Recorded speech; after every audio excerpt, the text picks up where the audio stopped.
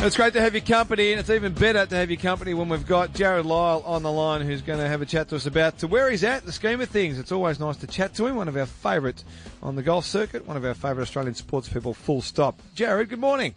Morning, how are we? Yeah, we're going all right, mate. How are you tracking? Mate, I'm going okay. Good. Going okay. Everything's obviously heading in the right direction, which is a nice thing, and hearing the news last week that I was in remission was even better, and the good thing about being in remission, mate, is I head back into hospital tomorrow for more chemo. just what you want. What do they call that? Consolidation chemo, don't they? Yeah, for me it is at the moment, yeah, because they want to obviously keep the leukemia at bay. They need to go in and do another round of chemo just to make sure that there's no chance of another relapse and things while we wait to get the transplant sorted out. Right. Now, you mentioned remission before, and I think when that was announced last week, I think a lot of people, most people had a bit of a collective sigh and said, a bit of a relief. But it's not as clear-cut as perhaps some people thought it might be. Is that how you sort of read it from your situation? Yeah, look, it's what it is everybody has what's called blast cells in their blood. And these are just immature cells that will go and turn themselves into red cells or platelets or white cells and all that kind of, stuff that's pretty in-depth. But yep. When you have a lot of blast cells, it's just immature cells that don't really turn themselves into anything.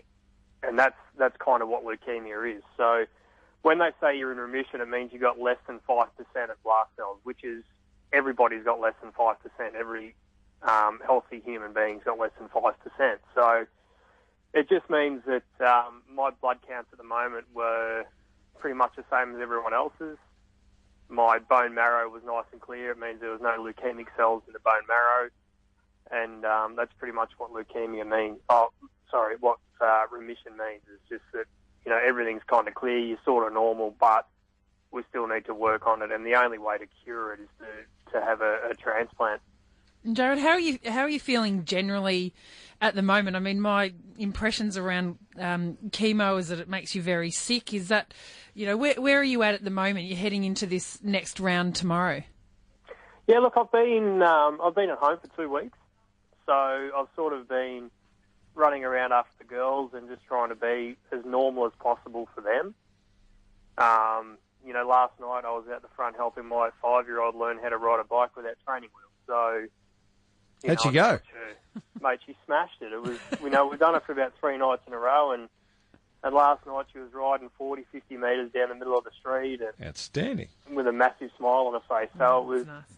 It was nice to see that, and it's been great to be at home and just sort of be, I guess, as close to a normal family as possible again. But, when you go in and have the chemo, I know if they start tomorrow, I'm going to feel terrible for about a week and a bit.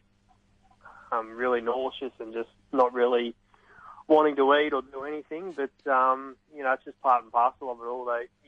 I'll never forget the words my doctor said to me years ago when I was 17. He goes, you're going to feel sick before you get better. And that's just the perfect way to describe it. So, Jarrod, because you've gone through this before, is it easier or is it harder because you're having to go through it again? It's a bit of both. I think, obviously, having the experience behind me and knowing what's to come is a lot easier. It's not as daunting going back into hospital and sort of wondering what's going to happen because I sort of know what's going to happen. But being the third time around, it's a lot harder to, I guess, get rid of. The doctors sort of sit there and scratch their heads and go, well, what do we do next type thing. So it's a kind of a double-edged sword. Like it's easier to go in there and know what's happening. Yeah. But on the flip side, there's still a lot of unknown and there's still a lot of things that can go wrong as well. How does it impact your training? Are you out there? Are you able to get on the course at all? No. Look, I've got a thing that's called a Hickman, so it's like a port that people have, and it just literally hangs out my chest. So that's where they put all the chemo, all your blood products, all your medicine, all your antibiotics, all that kind of stuff. Instead of having a drip put in your arm every 3 or 4 days, they just put this pipe in your chest that hangs out, and And because of that, I can't really swing a golf club, and to be honest, don't really feel like swinging a golf club at the moment. What about the girls, mate? You mentioned bike riding, which is fantastic, and everyone loves that day when you can ride by yourself without Dad pushing you along. It's fantastic. But how are they coping with it all and seeing you go through this? Yeah, look, I think, again, experience is a big thing. My wife seems to be handling it very well. She's a very strong lady, and, to know exactly what's happening, it's sort of made it a lot easier on her. But, my 5-year-old now understands that, Daddy's pretty sick and needs to go back into hospital and things like that. And she just came into me just before I came on air and said that, we promised her an ice cream if she could learn how to ride a bike. And she's more concerned about when she's getting her ice cream than when Daddy's going back to the hospital. So Not for breakfast, surely. No. I said she might be able to get it on the weekend and bring it in and show me. So, she understands a little bit about what's happening and seeing me walk around with no hair and all that kind of stuff. She knows that she knows what's happening. But my little 1-year-old mate, she's got no idea what's happening, and she just sort of walks around and wants me to read the same book 45 times each day, and just it's like it's the first time she's ever heard the book.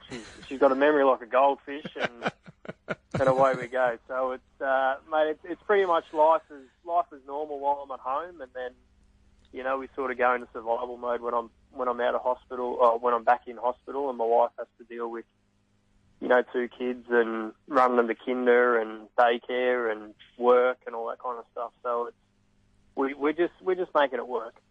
So, Jarrod, explain to our listeners that are listening to you talking now. Sherelle often talks about the mindset of an athlete, but in your situation as an athlete, but also just as a human being with what's been put on you, is it like, man, not again? I mean, is that your sort of reaction, or is it really you dig in deep and go, right, okay, this is what it is. I've got to fight through this like I did last time and the time before. How are you feeling mentally about it? Mate, I'm feeling okay about it all. Obviously, to hear the news again was pretty shocking.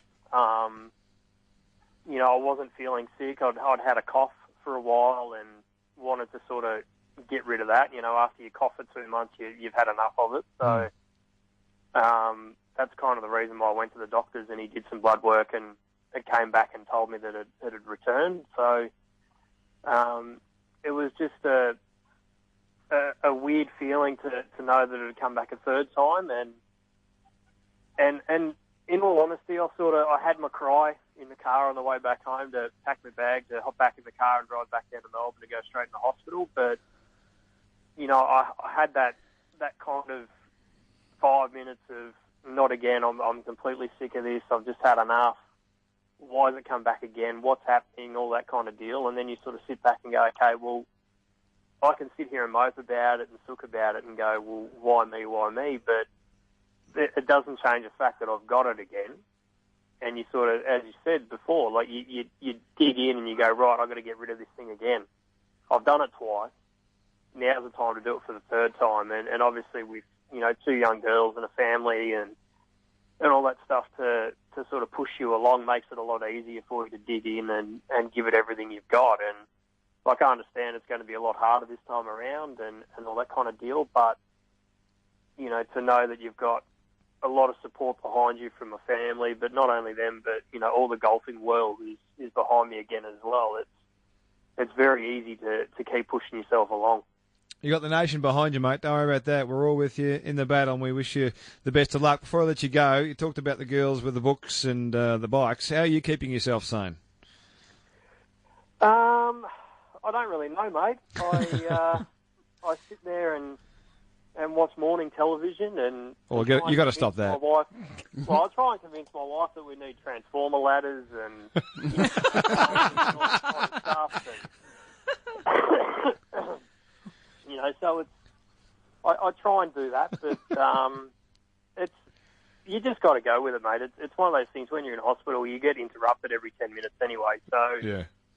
There's plenty of stuff to do. I try and have a bit of fun with the nurses as well, and just try and make the best out of a pretty crappy situation. That it is, mate. Hopefully it gets better, though, with this next round of consolidation chemo, and then with the transplant, hopefully later on for the full bone marrow, will get you cured again and back out there doing what you love, mate. And always nice to chat. You're sounding pretty good spirits. Good luck for the next phase. No worries, guys. Thanks for having me.